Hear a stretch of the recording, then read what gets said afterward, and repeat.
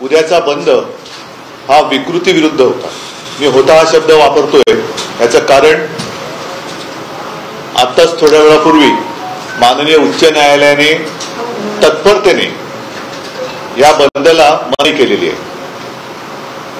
एका गोष्टीचं मला बरं वाटलं की न्यायालय एवढ्या तत्परतेने हलू शकतं, हे खरंच कौतुकास्पद आहे। मी न्यायालयाकडनं एकाच गोष्टीची अपेक्षा करतो की ज्या तत्परतेने आपण हा निर्णय दिला तशीच तत्परता जे गुन्हे घडतायत त्या गुन्ह्यातील आरोपींबद्दल आणि गुन्हेगारांबद्दल दाखवून त्यांना ताबडतोबीने सजा देण्याची सुद्धा तत्परता आपण दाखवावी। साहजिकच आहे की माननीय उच्च न्यायालयाचा निर्णय हा आम्हाला मान्य नाही, परंतु कोर्टाचा आदर ठेवावा लागतो। या निर्णयाच्या विरुद्ध सर्वोच्च न्यायालयात आम्ही जाऊ शकतो।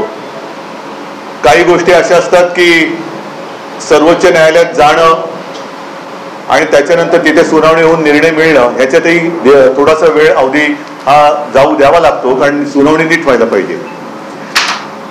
या घटना अशा आहेत आणि या बंदचं कारण हे वेगळं होतं।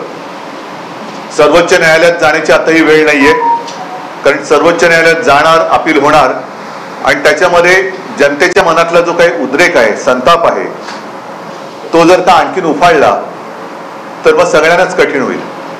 आणि म्हणून असं आम्ही ठरवलेलं आहे, ज्याप्रमाणे माननीय पवार साहेबांनी सुद्धा आवाहन केले की उद्याचा बंद मागे घ्यावा, तर उद्याचा बंद आम्ही मागे जरूर घेतो आहोत। मात्र राज्यभर प्रत्येक गावात, प्रत्येक शहरातल्या आणि गावातल्या मुख्य चौकात महाविकास आघाडीचे सगळे नेते आणि कार्यकर्ते तोंडाला काळ्या फिती बांधून हातात काळे झेंडे घेऊन या सगळ्याच गोष्टीचा निषेध करतील। ठीक आहे, बंदला तुम्ही बंद म्हटलात, आम्ही तोंडच बंद ठेवतो,